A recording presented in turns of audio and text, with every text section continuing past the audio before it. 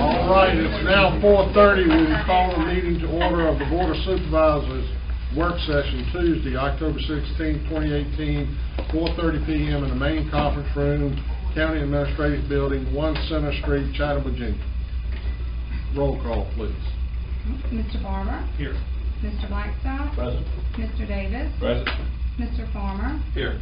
Dr. Miller? Mr. Scares? Here. Mr. Warren? Here. Are there items to be added to the agenda? Chairman, I'd like to make a motion to remove the pet center update from the agenda, unfortunately. Do I have a second? Second. Motion made by Mr. Scares, seconded by Mr. Farmer. Any discussion on the motion?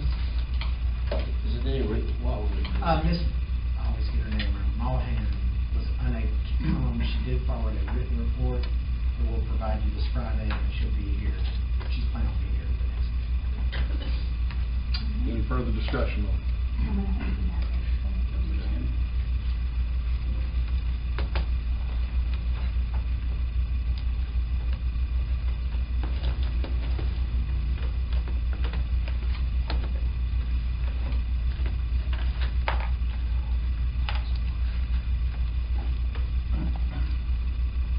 Okay, please cast your votes. Please record the vote. All votes have been cast. Motion is approved unanimously. Can I get a motion to approve the agenda? So moved. Second.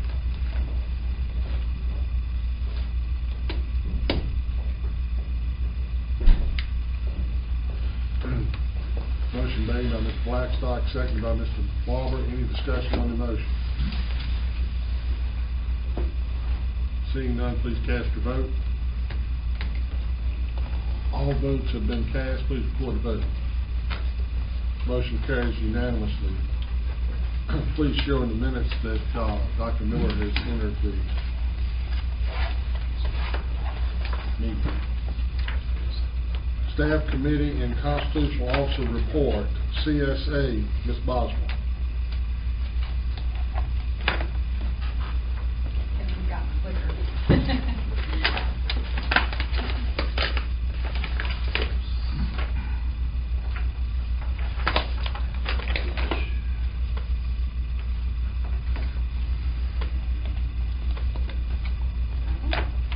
Okay, so this afternoon I'm just going to be real quick and brief. We finally got to our year end, which was September 30th, so I was able to compile all our data to give you a full picture of what our total year end looks like for this meeting. So I kind of...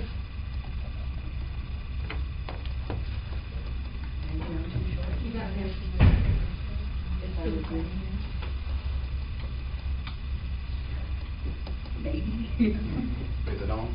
You didn't turn it off.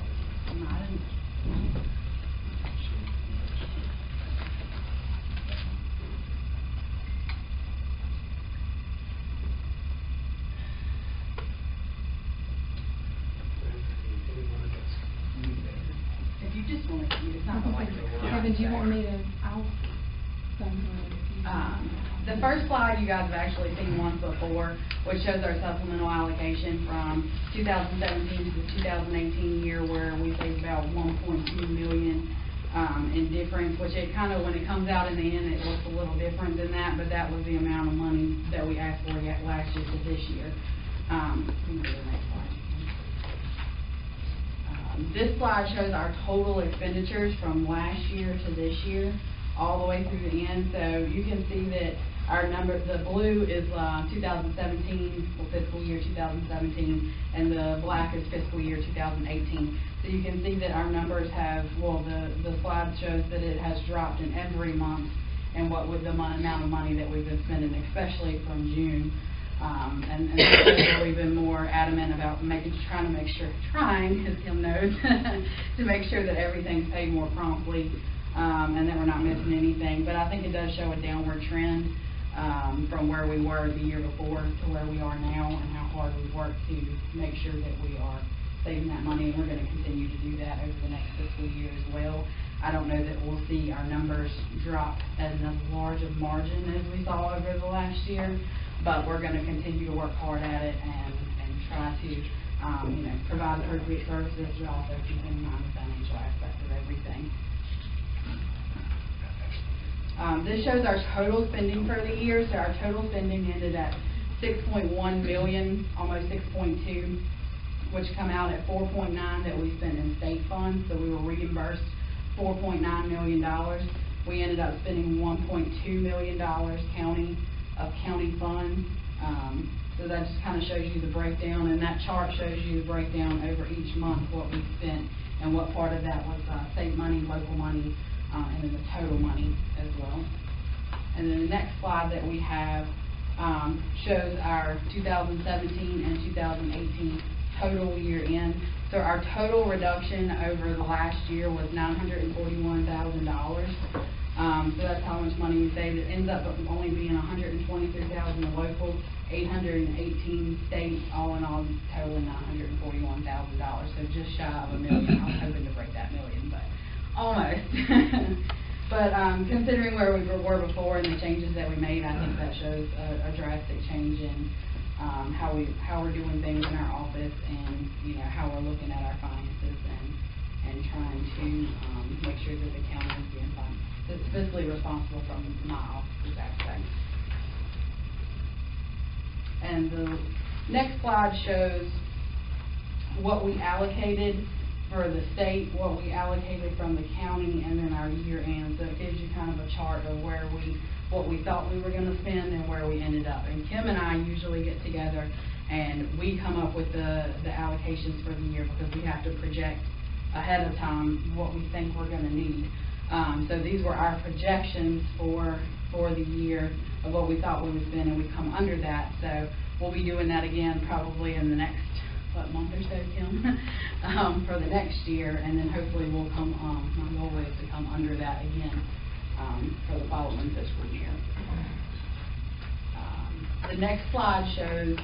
I just wanted to kind of show where we were spending the majority of our money, and so this kind of breaks that down. This shows it by primary mandate, so you can see that. I don't have 2018 data yet, because I got all this information from the OCS website, and they haven't kind of computed all of that yet, because our year end was just September 30th. But this shows from fiscal year 2016 and fiscal year 2017. So the majority of our money is being spent in special education services and prevention services for foster care. And then our third is foster care itself that we're spending that in. So those are our two biggest places that we're spending money, is in those.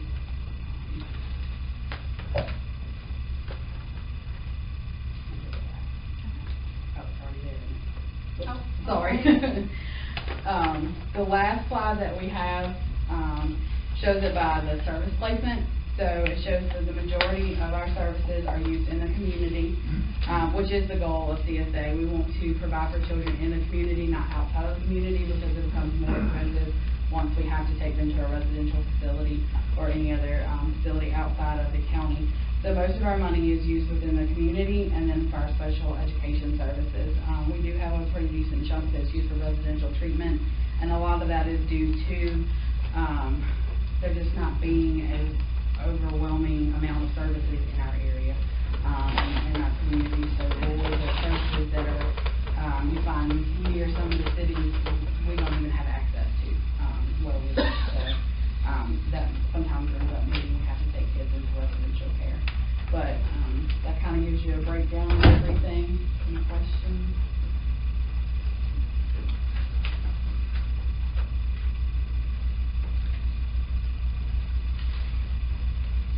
So the total savings from last year to this year is $941,266 and some change. and which is, how much is local money? $123,000. We're reimbursed for the other, because the way it comes is we actually pay it out and then they reimburse us on the back end. So we have to have the money. You know, when we ask for money at the beginning of the fiscal year, we're asking for that like $6 million, but we get reimbursed for about $4 million. And your budget savings was significantly higher, because we budgeted a lot more than what we Right, based off of our past years and how we have been excelling in our spending, we came in under budget of what we thought we were going to, and we actually saved, quite a bit of money, and I'm gonna try to continue that.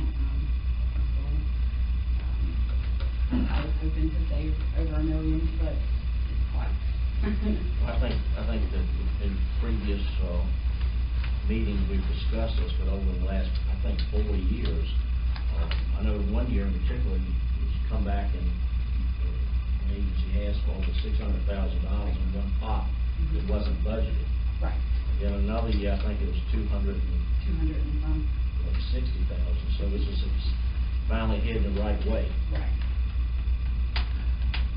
I know we appreciate it. Thank you. We also know that you're doing a good job with the services. Thank you.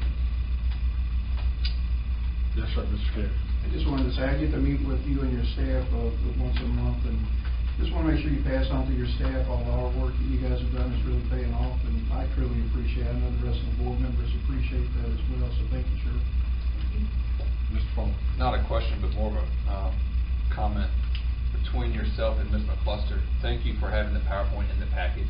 This was helpful for me to digest prior to coming. I know a lot of times we get the PowerPoints on the same day, so thank you for that. Any other questions from the board? Is there a significant change in the number of children served? What are your counts? The last count I had was about 160, and honestly, I have not had time to count in the last, like, 2 or 3 months, because my life's insanity, so. How does that compare to a year ago?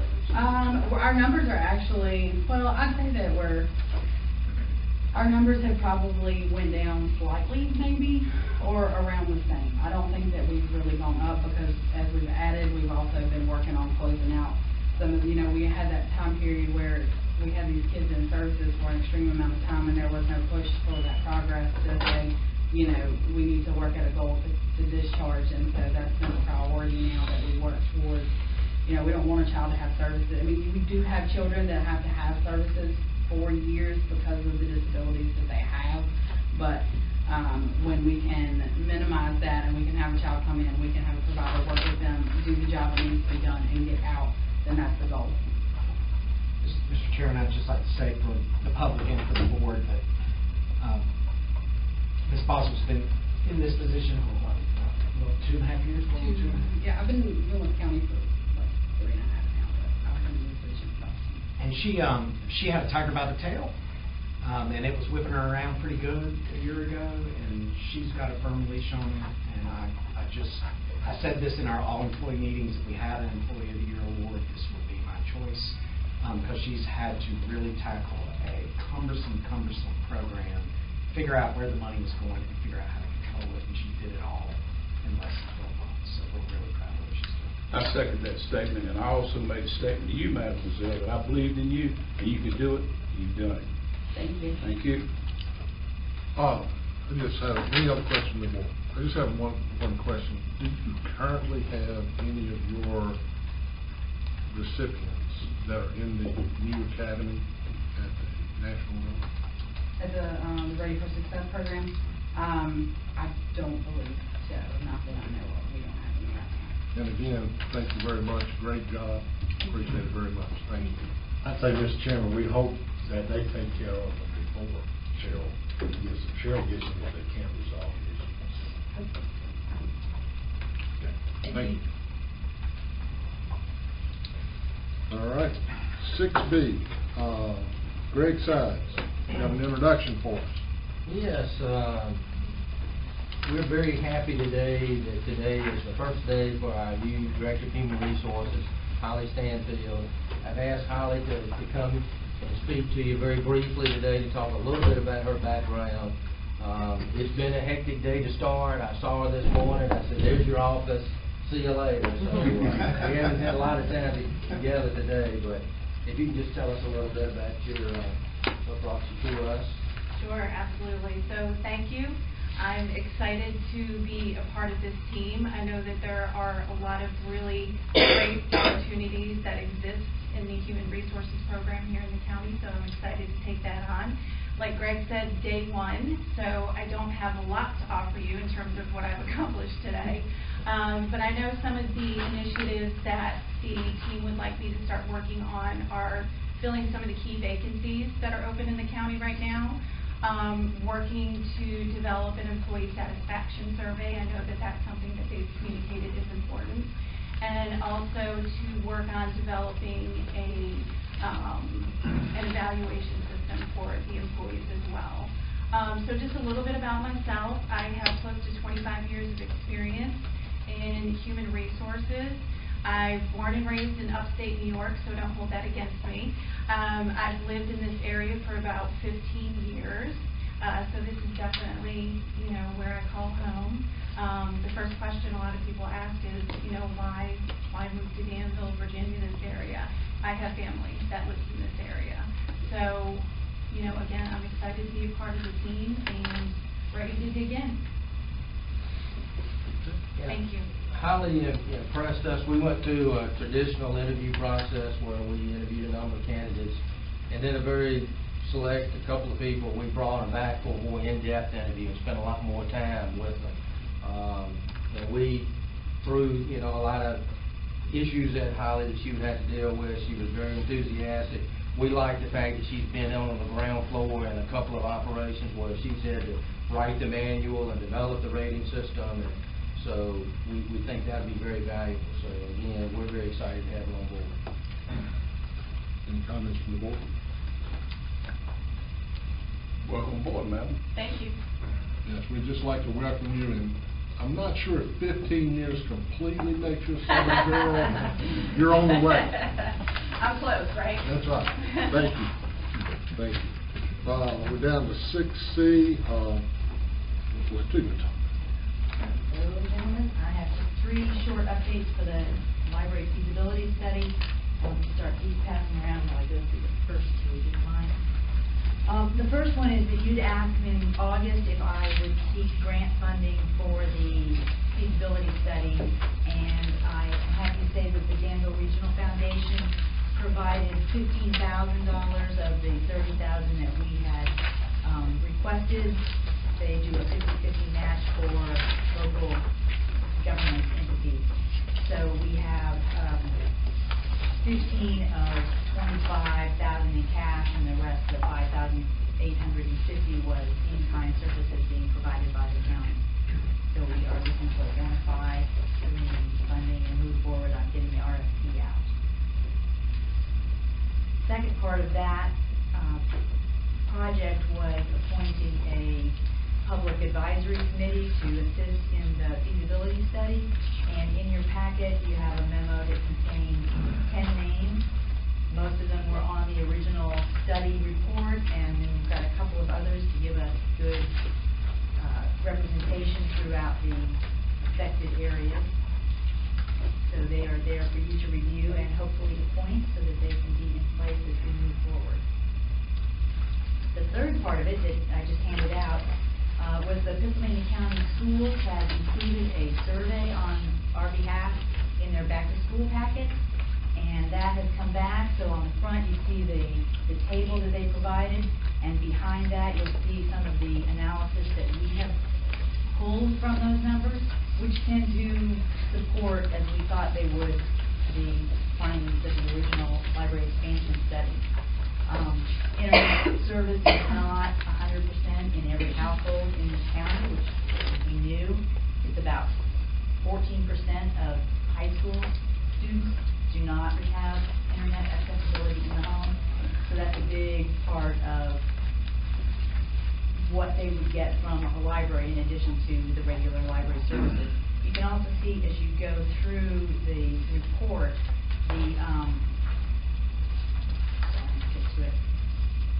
the internet accessibility is most acute in Mount Airy, Union Hall, Gretna Middle Schools have almost 30%, 22 to 27% of households reported no internet access.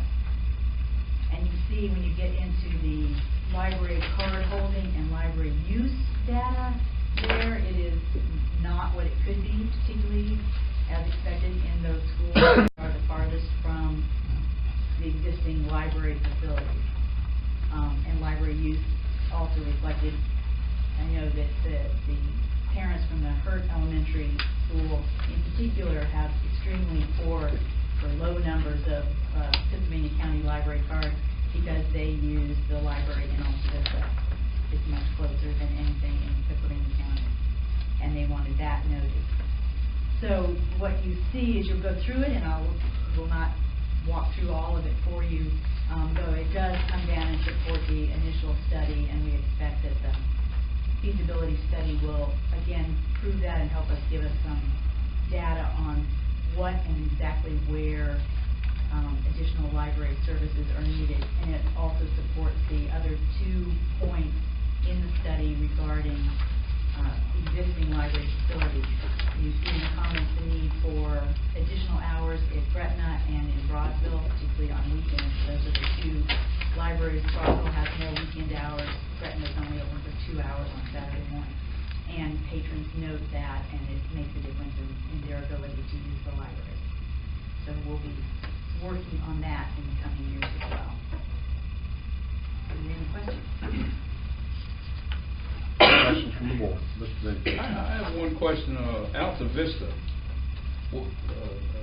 What is so magical about Alta Vista? Everybody's going up there with the library cards. What's going on there? Well, that's just Hurt Elementary, those schools, because it's 2 miles instead of 12 miles. Okay. It's a long ways for me, so I was just wondering. Well, that's why you'll see also in your region. Oh, I know all about my region, Mademoiselle. We already know about that. But we've already worked on that too. It's still working. Their usage is lower, and some of the comments about I don't know where the libraries are, because they are not readily accessible. How about a bigger bus? The bigger bookmobile would be hard to move around some of the roads in the county, but it also, it doesn't stop long enough, and it doesn't have computers, and it doesn't have internet. Most of the, between 50 and 60 stops that the bookmobile makes each month, they stop once a month in each place for an average of about 45 minutes. That's not enough to help a student do homework or do research. You know, it lets you check books out for pleasure reading, which is a valuable contribution, but it is not sufficient. Yes, ma'am. Thank you. Any other comments or questions? I guess what you need from us is we need to vote to approve the committee. Yes, please. Committee. We have it on the agenda tonight, and I got the rest of the grant money for the feasibility study. Are you seeking the delta from us? The question I have is, where do we find it? It has to be from the local government. Does it come out of the library budget? It can come out of the library budget. It means it offsets other priorities that the library has, because obviously we don't have fluff in our budget any more than anybody else has any fluff in their budget. Which exactly are you looking for? The DRF provided $15,425. It would be about, the other 15, about 10 grand. Because of the in-kind. And as I say, I can take it out of the library budget. It just, I better not have any more air conditioners go out this year. Does, in their stipulations from the Daniel Regional Foundation with the match, can the match be from other foundations? It has to be local government match. I thought about that. Could we request it to another, but I don't believe that meets their requirements. So Ms. Vetterhide just reminded me, we do have a local grants match line in our contingencies in the FY19 budget. That's item 1. Item 2 is this slate of committee members is not on the agenda for approval, but we can move it by consensus this evening if you'd like to agree to her suggestion. So those 2 items are for your consideration. Why don't we, you're not in a big rush, why don't we allow you to get with Ms. Vanderheide and Mr. Smillman and take a look at what can be found in your budget Do it all at once. And then we bring it back to the board the next meeting for the grant. Do you need to go ahead and point to the value folks tonight, or we wait to get on the agenda next You month? can wait, We do it all in one swoop. great. I just have one question for you. You probably need to answer it next month. I would be curious to know if the school system can give us any correlation on their scores, how they're reflected by the schools, of the ones that have the highest participation of reading in non-school time and internet access, if there's really a correlation, because I'm sure it is, to successful test scores. Yeah, I would have to go and ask them that question. I know when we looked at the PALS study as part of the original study, you could see not a causative, but a correlative association with literacy scores being lower the farther you got from libraries, or the farther you were from libraries with the most reduced services, kind of a thing. I've But I don't know that you can. I've seen some national numbers on that, and I just wonder if our local school system can provide any of that. They have been extremely cooperative, and I will be happy to ask them that question. Okay, thank you. Any other questions from the board? Thank you, Mr. Chief. Thank you. We're down to 6D, Mr. Sides, Regional Transit Update. Yes, you all have heard about this project a couple of times now. This is the one that we're working with Pittsylvania County, Halifax County, and the City of Danville on a regional transit project that would involve the 29 corridor for us and 58 corridor for Halifax County. There's a tobacco commission grant as well as state and federal funding that is involved in the process. Tonight's update is just that I think at the last update, when Mr. Adlin was here, we mentioned that we would be releasing a survey that we can have people weigh in about what times they think would be most beneficial, what places they want to go to and from. And so I just want to take the opportunity tonight. I've written it as a press release because I'm hoping the media will help us get the word out. But what I passed out to you all before the meeting is just a little summary of the project, reminder of the goals, and then attached is a copy of the Pittsylvania County Transit Coordination Survey. This is a paper copy of the survey. There's a couple of links you'll see on the front page. Halifax County and the Southern Virginia Higher Education Center have been good enough to help us with a link so that the survey can be taken completely online.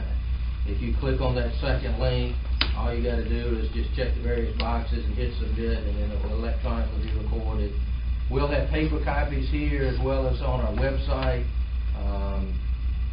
I've stated in here that it's available on our website. The information was just sent to Kevin today, and Kevin's been running around all over this building today with some IT issues, so I don't think it's on our website quite yet, but it will be very soon. So again, this is just an opportunity to let you know that we are releasing the survey to the public, and we hope people will weigh in so that we can make this as an effective a system as possible. That's all. Any questions from Mr. Sides? Thank you, Mr. Sides. We move down to household solid waste discussion. Mr. Hicks.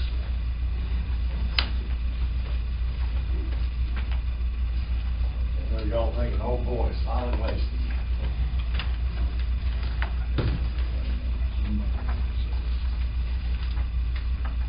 Last time I These met were not with you- included in your agenda.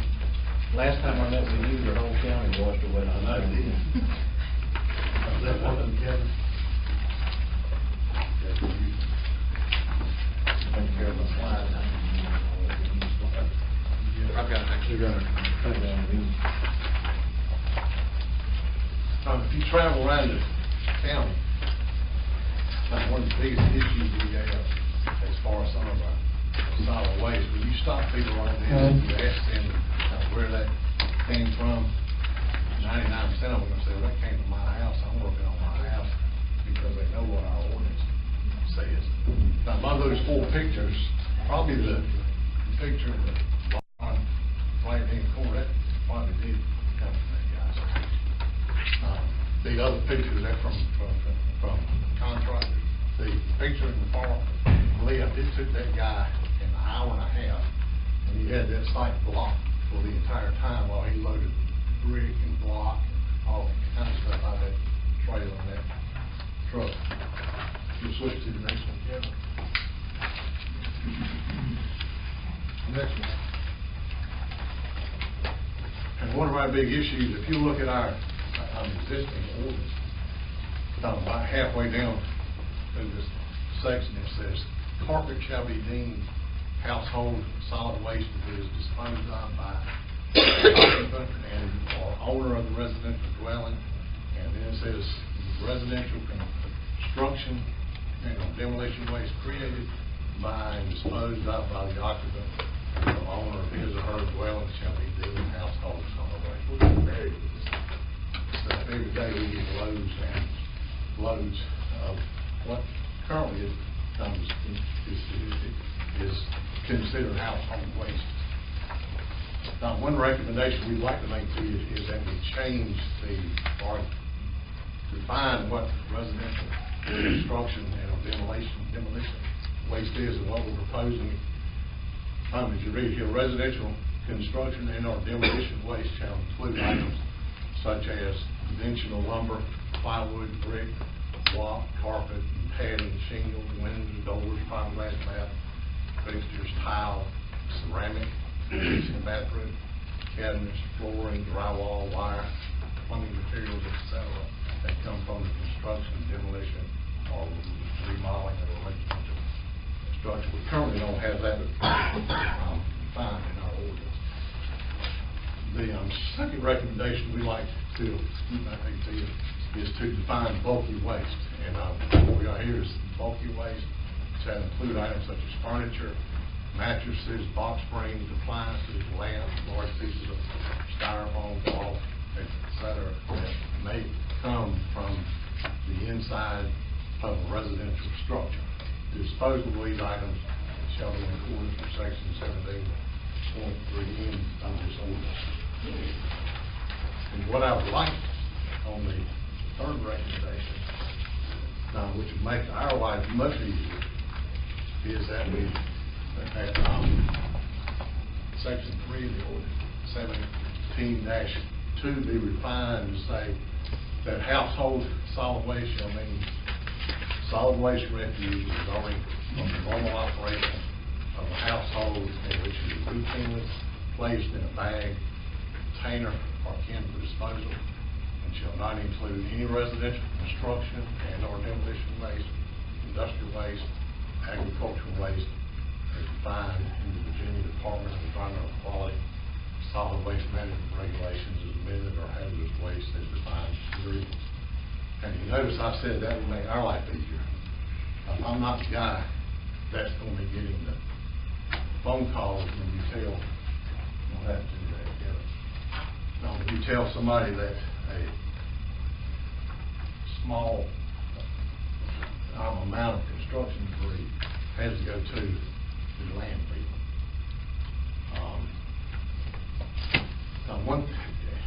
Some options maybe, if you want to, allow people to put some construction debris open top boxes. A couple items here, maybe limit the construction and or demolition waste to a single pickup truck or a single axle trailer no longer than 6 feet in length, with rails no higher than 2 feet. Or if you go to get a building permit and it's for your own house, then we could give you a waste exemption that you can show on the site and say, this is a building permit that's been issued for my house, this is my waste. Or a third option, if you get that permit, it's over X number of dollars, say if it's over $5,000 or $10,000, you should have an open top box on your site. So those are a couple of other options. But I think the best option is that all that has to go to the landfill.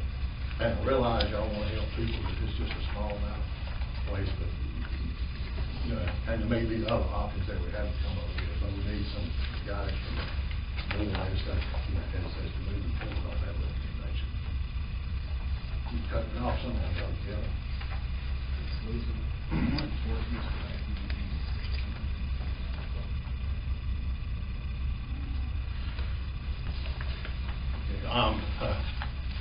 Couple of items that we'd like some guidance from the board.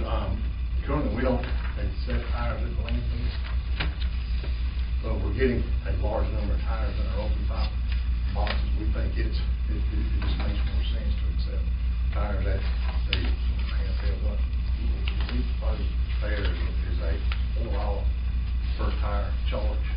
It could be less than that, or it could be more than that. That's up to y'all. And we've had one question asked from a citizen who lives just on the other side of the county line, and they've asked if they pay the fee, can they put waste in our compact site? So again, that's something we need guidance from the board.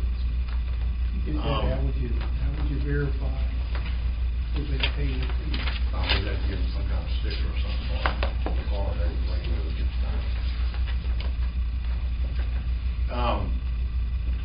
the nice new box we purchased last year at the end of the budget year for just over $6,000. So you see those are expensive boxes. The boxes full. We'd like to ultimately, where that's not riding up down our roads on the back of our truck.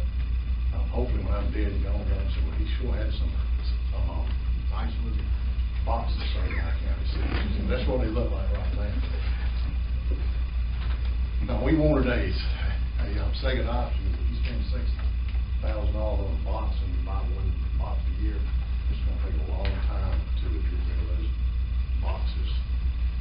This is what we call our boneyard. We've probably got 40 or 50 boxes down there that, you know, the wheels on them are broken, there's a hole in them or something. So about 2 months ago, you approved a contract with mobile container services, and for about $400 to $500 a box, we took 2 of those old boxes and they've been fixed up, and they go back out on the site. And you tell them, there's still a few dents in it, but that box looks a lot better than what we have had before. Cardboard, we've had several people asking about recycling cardboard. We've signed an extension of our contract with First Piedmont, and they'll provide a cardboard box at 58 East, 58 West, Callahan, Hill, and Gretna at the Mount Herman site. We've already got one in Ringo, Botec site, Blair's, Chatham, Mount Cross, Old Mayfield, and Ringo Depot. And all those sites are currently on that route already. So we got a very cheap price for those sites. We got 5 other sites that we're proposing that will be picked up by county staff, and that would be Smith Mountain, Mount Airy, Callens, Roswell 622 site, and the Motley site. So hopefully in the next 30 to 45 days, we'll have a large number of the cardboard boxes on these sites. We get a lot of questions about the plastic recycling, and we've identified about 8 sites there, and 6 of them luckily ended up in each district. So we got all your districts covered with at least one box. We got the Roswell 622, Mount Herman, the Ringo Depot site again, the Chatham Middle School site, Mount Airy, Gretna, Rockford, and Smith Mountain. And we're going to take some of those larger boxes that we have for newspapers, and we've got several sites. We'll put a smaller box there for newspapers, and we use those large boxes for the plastic, which saves us about $38,000 for not having to buy those boxes. Now, this is the 622 Roswell site, and I'm happy to say we're slightly ahead of Washington. We've already built our wall. It's on that right side there, we can put 3 boxes there now, but, before we can only put 2, so in very, very busy times, we can add that 3rd box. Now, this was the first site we closed, and, this was a picture Monday morning. And as you see, the boxes are on the floor, there's not trash all over everywhere. The citizen comments have been very positive, they're pleased that we're finally doing something, they would like them to get out of the sites clean, you got space, they can dispose of stuff. Now, we've already seen a reduction in the number of times that we not have to haul from that site. And most of the people now, instead of putting trash bags in an open top box, they're using the compactor to haul a lot more trash, and it saves us on those open top boxes. We're going to add cardboard and plastics here, so we'll be working with our consultant to reconfigure this site, so we can get those extra boxes in there, and then we have a better traffic flow. We just did get some grant funds. We're going to purchase about 13 more of those red boxes there that you see. We can use those for newspaper and cardboard. And we're going to buy one of those big boxes that kind of looks like a doghouse on top, and we can use that for newspapers or plastic. So we're trying to be as efficient as possible. That's what we want our sites, to look like on a Monday morning. That's Mount Herman Monday morning.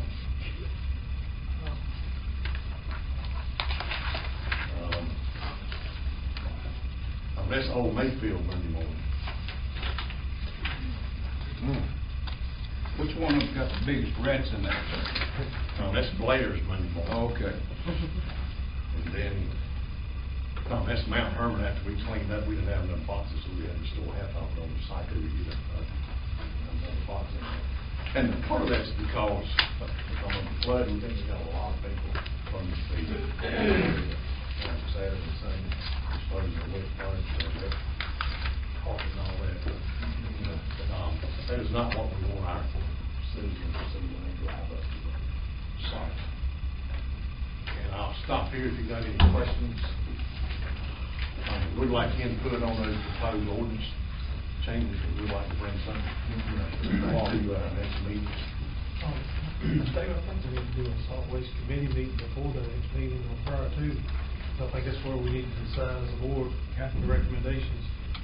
And secondly, need some clarification here. Food went bad, is that allowed to throw in the dumpster? A lot of people say, okay. And nextly, I had a real hot discussion about this. Yeah, they're bagged. Dog food bags, sweet pea bags. A lot of people's got equestrian there in Ron's district or my district.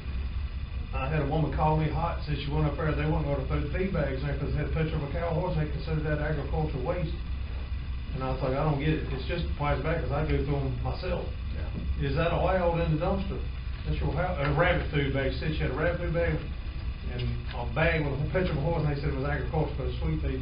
And they didn't want to throw it away. And she was hot. And I agree with her, to be honest with you. We're kind of leaving it up to the site attendants. Well, I think in the solid waste committee, we need to define that and not put them on the spot, because I personally, I don't see nothing wrong with it. Yeah. Because that's what I do. It's a bag, an empty bag. Yeah, they probably should have let that in there. Anyway, I told her I would call her back tomorrow because she was hot. We want to be consistent from Stanton River all the way to Roswell, so if the committee can determine that and bring it back. I mean, bag's a bag. Yeah. I don't know what pictures go. I think it would be a good idea, because I've received some complaints from the northern end of people showing up with different types of refuse to put in the boxes, and the person that was there representing the county gave some inaccurate information. And I think probably after we establish what is household waste and what is not, we probably need to conduct some training for the people on site so we're consistent.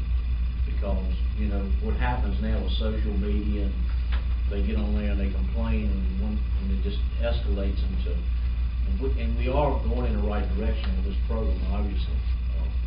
I'd like to commend the staff for, I visited the sites in my area, and that surround my area in the last week, and they're very clean.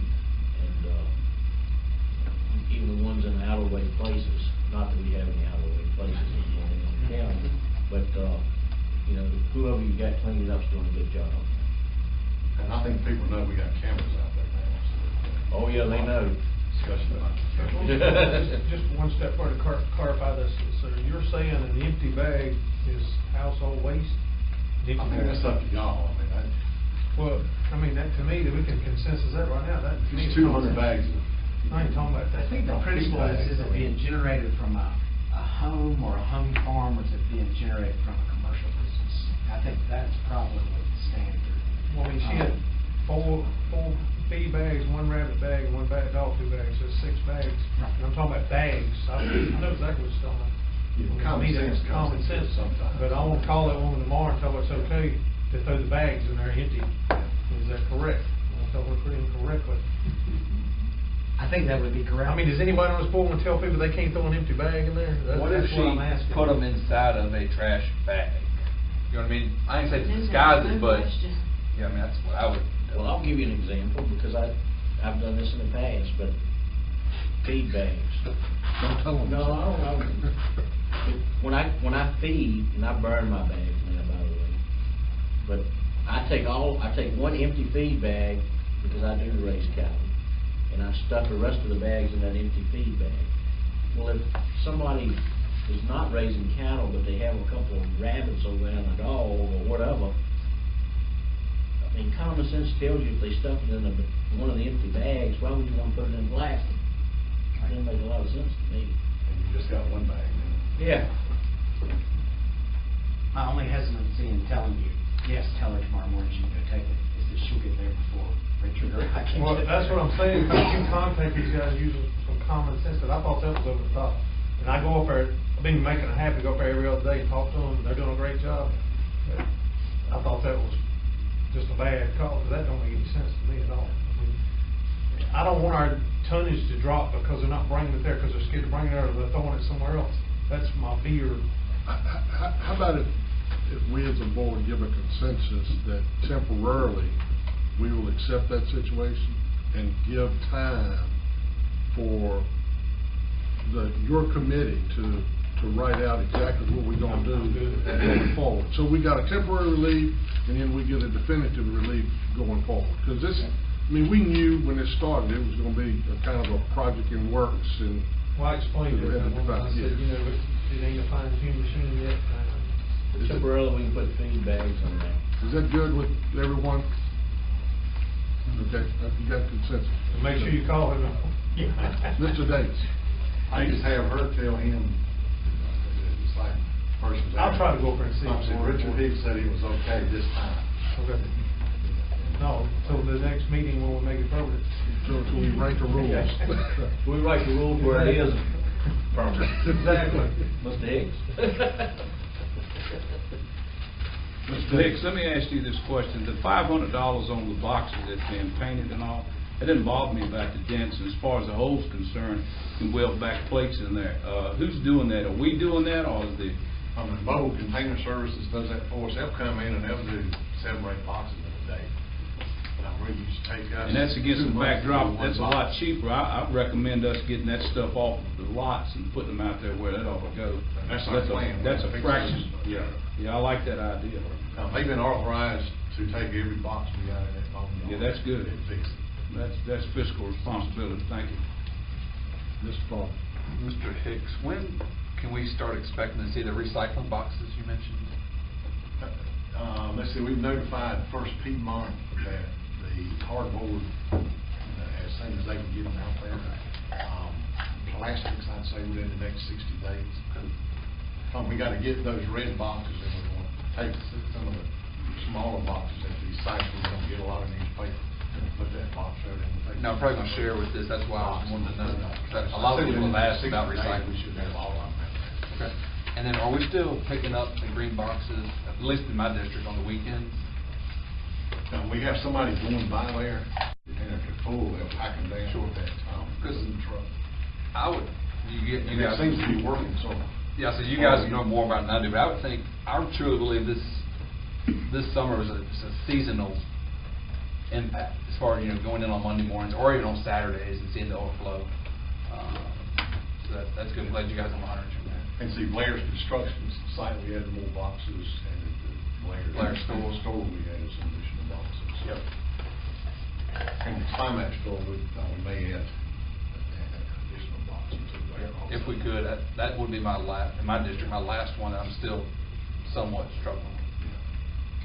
I wonder if it'd be helpful to, when we do this committee, come up with a sheet, tells you what's allowed, what's not allowed, let the attendants come out. Because I'm gonna be honest with you, I don't even know myself. A lot of people don't know. I got stuff I haven't dug up there because I don't know. Well, I like that idea, Mr. Farmer, and have it posted everywhere. So you can that check they it can off. access it and show it, and, Put it on your trash call. yeah. A lot of people don't know. I mean, I'll be honest with you, they don't know if they Don't know. You want to update them on the green box, the signage that's going up at all the Yeah, green we got boxes? green box sites, we've got This won't pertain to the a sign that will be installed at each green box site, it's probably 4 foot by 6 foot. And it lists everything that's not allowed, and everything that can be put in the green box site, and it tells you for mattresses, for large pieces of furniture, where your closest compactor site is to the green box site, and we started putting those up today.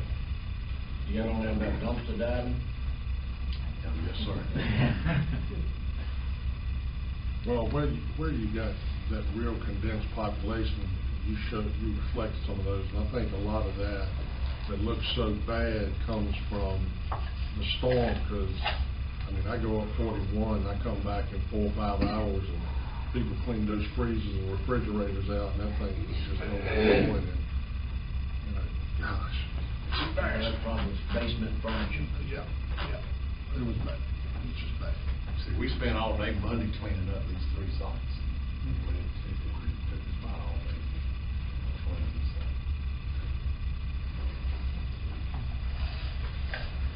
All right. Anything else from anybody, questions, Mr. Hicks? All right, we'll move down to existing cell tower lease, Mr. Hicks again. Okay, my last slide. We've got a sailor company that wants to lease tower space on the Kentucky Middle School Tower, which is also one of those that will be making some modifications in this tower project. So while we're doing an evaluation of that tower for our stuff, we're also doing an evaluation of what the sailor company is. Now, what they've offered so far is $1,700 a month with a 2% annual escalator, and we think that's low, so we're still negotiating with them on that one. The lease does fall within the current IRS regulations on federal tax constraints on private activity and government obligation, because we used tax-free bond money on this. There are some restrictions, but it still falls under that limit. We currently have one lease on the tower line for house AT&T's. I think it's paying us $1,825 a month. And we are looking at some modifications to this tower for our stuff and their stuff. And they will be visiting the site on November 1st, 2018, to make sure it gets their needs. But in order for us to move forward with a proposed lease, I believe Faye says it will require a public hearing at our next meeting. So, if there's no problem, we'll move forward with that. Mr. Blacktop. Mr. Hunt, when Mr. Davis was here before he left, and I know you got into this several times, but we started looking at locating the internet relays. There were some serious restrictions on the utilization of those towers, and some of those would go away as we pay down the debt on the bond. Is that the situation we're in? Yeah, we're working with bond counsel, and they've given us guidance on what we can and cannot do. This fits within the parameters of what we can do. We also make anybody who co-locates, they have to pay for a structural test to make sure it doesn't overburden our tower. They also have to pay for an interference test to make sure whatever frequency they're using does not mess up what we're using. So, you're right. We've now paid off a lot of that, so we're freeing up access to more towers. Actually, they're still under restriction, but based on what our bond attorney told us, we do. Based on the principle that's been paid, they, 5% of the value cannot be for non-governmental, and these both, fit under that limit. Any other questions? Okay, we'll look at it next one. Down to 6G, Hurricane Florence, after action report, Mr. Sims. Good afternoon. I was basically going to talk about today all our prep work for Hurricane Florence and what we learned from that, but I'll quickly go through that, and I'll tell you where we are with Hurricane Michael. That we really weren't going to get that much of it, but we got a whole lot. So Hurricane Florence was a good experience for us as far as prep work. We started on that storm. Took a long time to get here, and it was a very slow moving storm. We started on the 10th of September with conference calls with the Virginia Department of Emergency Management and the National Weather Service. Over the last several years, they've got really good. When you're going to have a severe weather event, they start bringing everybody in to the table and having conference calls where we can talk to the Weather Service. Those actually went through until the 17th, a couple of days after the storm.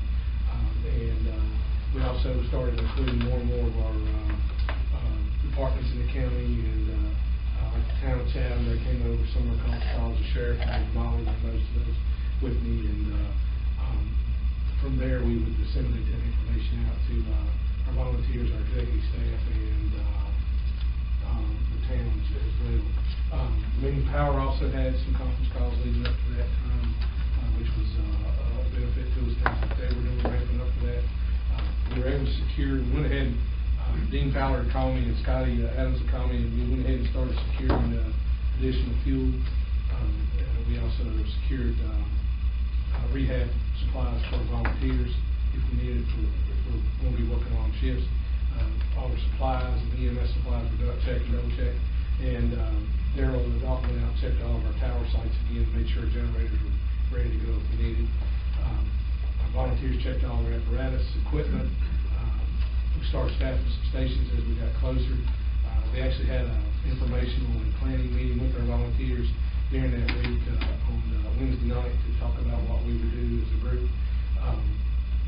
The other thing that happened was BDM and FEMA started bringing in resources to the state, and that was a big help if we would have needed it. They pre-positioned several water rescue teams all around us back down in this area. So it also helped that the guy that's over that used to be my roommate. So I think that was what I would call it. Say, yeah, send them down. So we upstaffed our 911 centers. We got close to that, and we had other discussions with the Red Cross. We also included the schools on our conference calls and making sure we were communicating with schools what we had going on.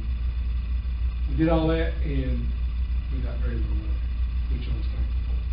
So, again, we had some folks that really did help us. Like I say, Dean and Scotty were a big help. Major Motley and the sheriff, I can't say enough how much they really helped me personally with some of that planning.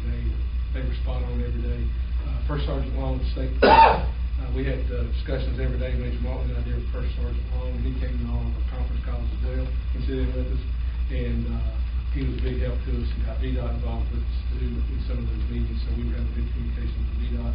I have to give Matt and Haley from the paper some kudos. They were really good about getting some information out. So then we got into this past week.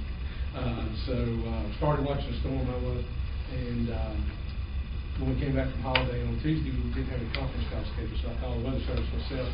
I have the backdoor number, and I think y'all know me by my first name. I've called them so much lately, and started having some discussions with them.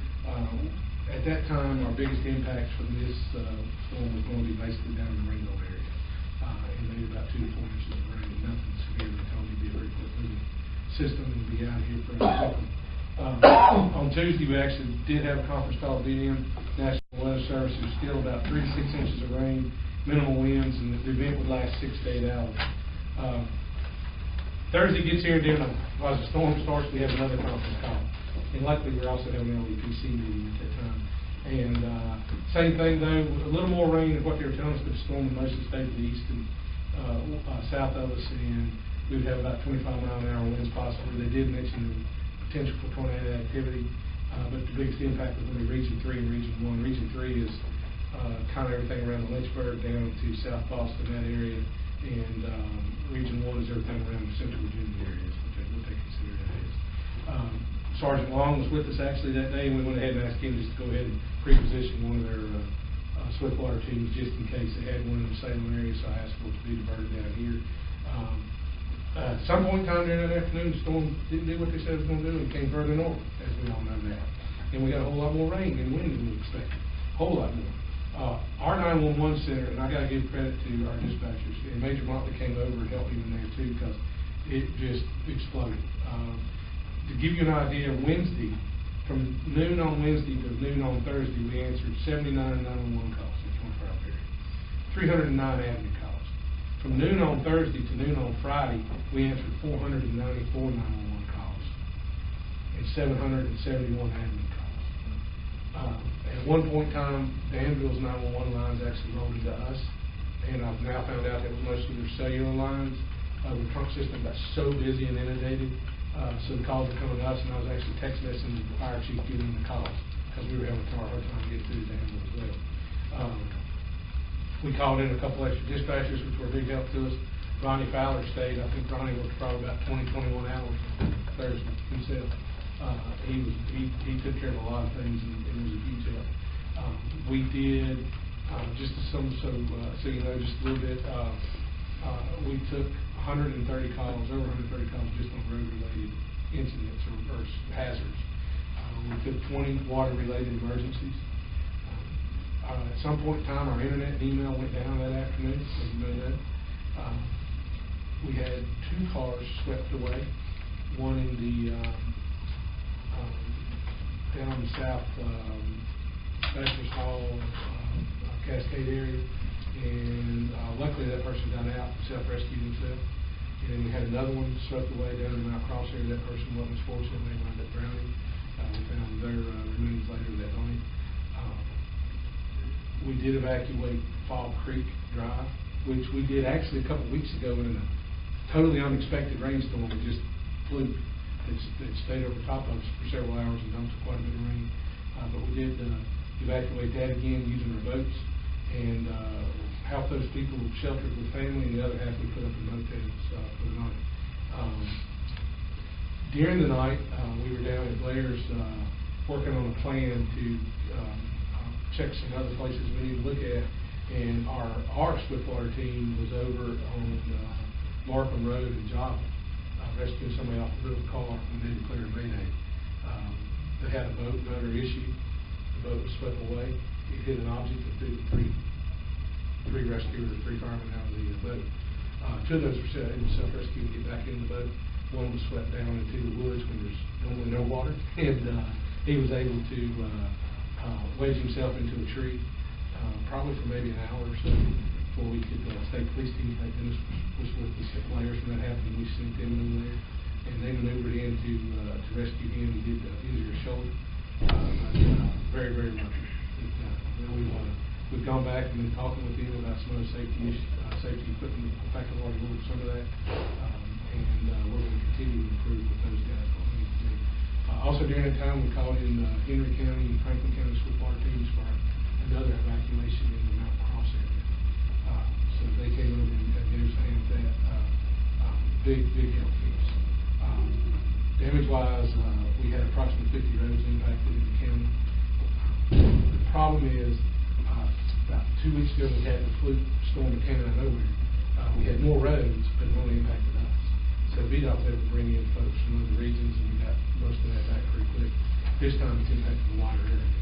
So it's been longer to get some of that back in because they have to bring some of these teams, especially bridge teams, to come in with the stuff. We also got a call from the Water Authority. We had down on Thomas Creek in Ringgold had a catastrophic failure of the road there, washed away, and also lost a 12-inch report. So I got with Mike Neal down in Ringo, was a big help to me, and we were able to get a hold of somebody at the Mount Zion Missionary Baptist Church. We set up a little water distribution point there, thanks to God's Big Crew, who was a huge help to us. And the church took care of passing out water so we could get that water line repaired, and they actually got it repaired about a day and a half quicker than they thought they were going to do, which was great. The folks down at the church, I can't say enough good stuff about him. I checked him in 2 or 3 times. And gave one of them my cell phone and said, just call me if you need something. He'd call me when he needs something. I told him we declared him the unofficial mayor for down there. So, great people. We still have today, we still have some areas without power. I've been trying to do what I can with the power companies, talking with them. Last update I got from, was actually about 20 minutes ago from the meeting. We only have about 5 people left on the meeting without power.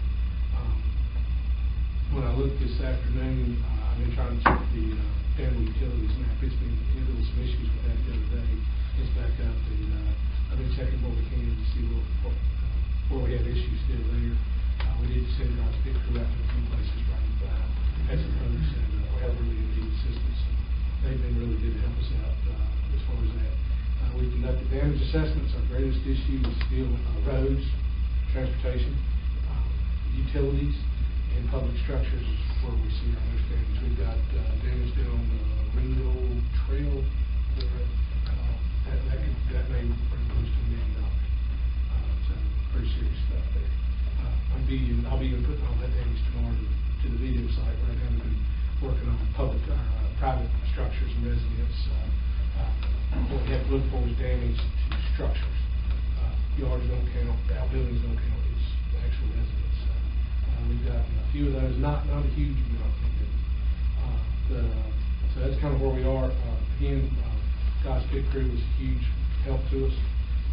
See those guys, we really need to thank them. They do a lot of things that people don't realize. And they do that every day. They actually supply our volunteers with water and Gatorade throughout the year and fires and stuff. Super good people. Our volunteers work incredible. Did an awesome job. And, you even fed me one night. So I really appreciated that. I couldn't say enough good stuff about them. Our water rescue team, thank goodness, everybody came home at the end of the day. That would not been good. I personally lost a friend that I worked with, Hannah, that was killed on an interstate crash. And while he was there in the fire truck, so I didn't need to deal with it twice. Just some things for the future. A couple of y'all reached out and we had some discussions. Hopefully, eventually, we'll be able to put in some kind of informational hotline. Have some staffing to answer that. That's something we're going to work on. And probably the biggest thing is PI. Because I have to deal with that in kind of these conflicts. I really think we need to have some serious discussion about PI. That would be a big help. I will tell you, I drove them crazy, sending them text messages saying, can you get this out for me? Amen.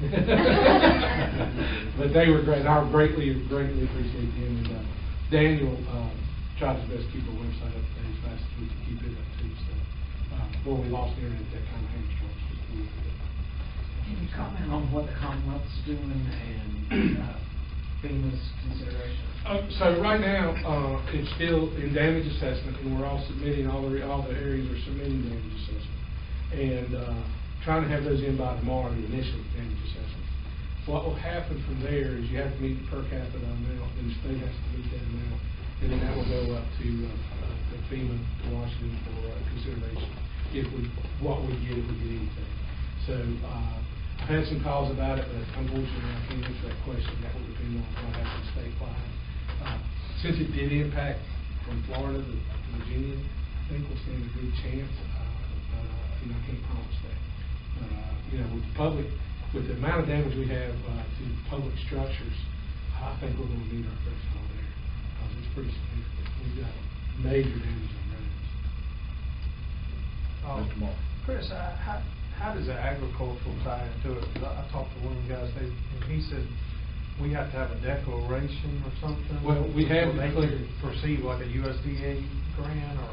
Yes, sir. We have declared a local emergency, which is going to be added to the budget tonight. We did do that. I'm trying to extend that. And But it is a separate reporting, and somebody else handles that, the USDA and those folks. We've been getting it, Mr. Stedman and I, but that's being handled through a different channel. And I But you're double working checked with that. Mr. Bartz to help him whatever he needs. Yes, sir. And I double checked that, make sure I wasn't supposed to report that somewhere too, Right. because I know that's a huge economic. Did you ever hear the final number? I know It went up 1.6 again million. today. Yeah, it went up, it's gone. 1.73 now. 1.73 million in agriculture, I mean, it was It big. keeps going up, but yeah, I want to make sure I didn't either, because that was an concern for us. Yeah. But that does get reported in a different place by different bureau. Yes, sir. But I'll make sure that we do not. Also, the first time all Thursday, I was trying to call 911 for an issue, I couldn't get nobody, for 20 minutes, I knew you was overloaded. but It was. That's kind of weird to call 911. Major Motley can tell you, it was. But they finally answered, it took about Yeah. 20 minutes, but I knew that was I mean, for overloaded. about probably 4 hours, they couldn't even get up there in the bathroom. Yeah. I mean, it was that. It's just rare you call 911, you don't get an answer, I Yeah. knew it must have been bad. Yeah. Mr. Blackstock. We were, the service authority, obviously, a lot of water lines and sewer lines were washed out and so forth. Yes. Will those losses be reported as far as the public loss? Yes, sir, I'll report that as under mine in the same way with the county and Parks and Rec, yes, sir, because that may help them. And the other one that I'm going to try to get, if I can talk to our people, is the making sure that you are to Mecklenburg Co-op, because I can report theirs with all that. Chris, I have one idea, this might go into what you was talking about in the future. Is there any way the county with emergency services where people could contact, say, well, we don't have power, or could we do on our website or something where they could, I know a lot of people was trying to get hold of VDOT, they didn't know how to get hold of VDOT. Is there any way the county We long could try term could do that, something where we could do it through emergency, that we could contact people? As far as VDOT, I actually wound up just calling the guys on their cell phones Yeah. because all that gets channeled now to Salem. Yeah. And I couldn't get through at times, so I would just call one of them on their cell phone and say, here's what I got. It does become a problem when you have that many issues. I don't know about power, I'd have to check. I'm sure there's ways we could work that out.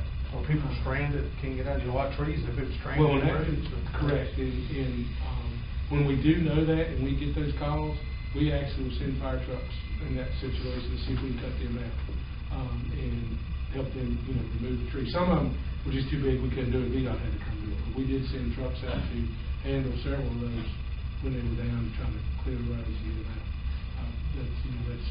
Because that's also an issue for us. We want that road clear because we might need to get fire truck ambulance in there too. So, and we've also now have the ability in our CAD to log in those roads, and the CAD will adjust itself when Lonnie logs them in. So that really helps us as well. But yeah, we had some of the same issues, to tell you the truth, getting through some of this. That's why, I finally got the cell number to the guy down with utilities. I'm willing to give him up twice a day probably. So, after I'll be calling him again before I go home today, to see where we are.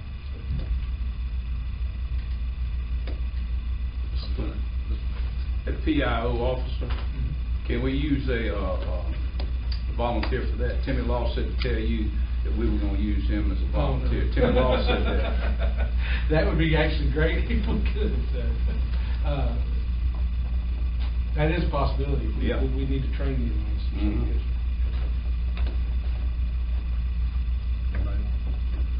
I just want to say, gosh, under the circumstances, I thought everyone did a great job. We can't control that we lost our internet and all that. I do think we have a little work to do just in general on our website being a little more user-friendly for folks, but didn't have to do with the storm. That's just an issue that we all know we have.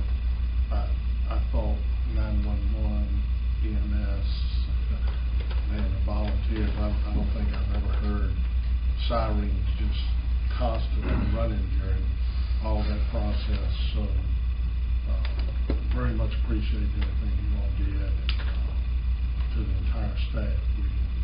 We're very fortunate to have folks that have that passion and have that desire to do that. So, And I say it's nobody ever complained. And, everybody kept wanting to go and go and go. The boy got hurt, he was wanting to come out the next day. I said, no, I better not see you back out here today after you get hurt. But, and our 911 dispatchers, as crazy as that was, nobody ever lost their cool. Never, ever. And nobody ever got upset, raised your voice. It was, I couldn't say enough good stuff. You had to be down there to experience that. It's crazy. well, I'll tell you, we went through the big tornado that came through that really tore up a lot of stuff and throughout the county, but in my community, it's just amazing to go out and see citizens helping each other and volunteers showing up, and I mean, it separates Pittsylvania County. It doesn't happen in a lot of places, so, Very true. you know, kudos to the citizens too. Chris, one more thing, do you know what that, I sent a helicopter yesterday flying screens, this green helicopter, you know what they were doing, surveying damage? I mean, I watched it for an hour, and they was in depth, they kept going back and forth. That I do know. 2 long prods on each side, I think it was doing storm assessment. I have not seen. I watched it for an hour, they went stream by stream by stream, I think that's what they were doing. I just thought maybe you. That could be USDS, because they monitor stream stuff, so that may be who it is. Cows didn't like them, but I liked them. They run all over the place, because they was right on the trees, and they was I in got depth. you. It's just for an hour on our farm. You don't think he's looking for them feed bags, do you? Oh, okay. Thank you very much. I burned mine. Environmental hazard. Thank you, Plastic Mr. burn. Smith. We're down to 6H, Ms. Vanderhyde. Yes, I'm not going to keep you too long. Yesterday, I sent out to you all some policy changes and some changes to our current procurement policy. These changes are being requested from our auditor, and really it's from the Office of Management and Budget in Washington that's making these requests. It's for our federal government grant awards that we receive. So a lot of these pertain to some of the small purchases, micro purchases, and that kind of thing. So there are changes to the current procurement policy, and they're all highlighted in yellow so that you can see what those changes are. And then you will see 2 standalone policies that are attached. One for Federal Awards Administration.